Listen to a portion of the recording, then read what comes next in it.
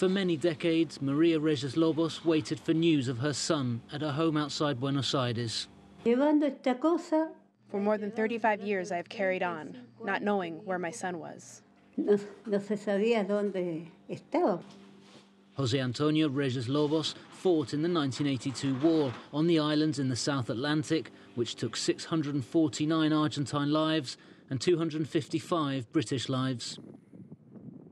Maria was only told that her son had died, but not where he lay buried. The family presumed his body was in the Darwin military cemetery on the Malvinas, in one of the 122 unidentified graves, which for many years read Argentine soldier known only to God.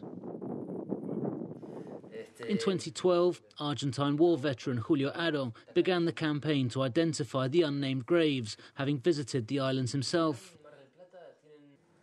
Parents have not ended their mourning. They haven't closed that wound. I put myself in the place of the mothers and their sons and thought if I had died there. Aro's campaign led to Britain and Argentina agreeing in 2016 to allow the Red Cross to start DNA testing. To date, 90 bodies have been identified, and last week, relatives made a historic visit to the newly identified graves. Argentina's Human Rights Secretary says this process has helped families through their grieving.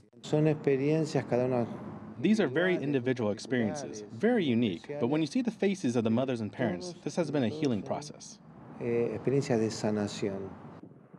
Despite lingering tensions over the 1982 war, the island's community supported this initiative.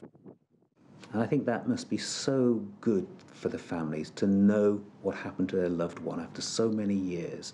And I think all Falkland Islanders support what has gone on in the DNA process.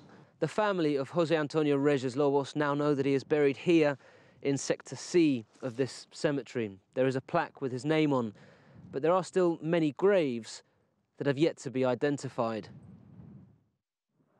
Some families chose not to take part in the identification process, and there are still more than 30 unidentified graves in this cemetery. But for mothers like Maria Reyes Lobos, there is at last a sense of closure. I can see his grave with his name, like he deserves. Now I know where he is, and I didn't know before. He was a lost soul. Maria is due to travel to the islands later this month to finally visit her son's grave after 36 years of waiting. Joel Richards, CGTN.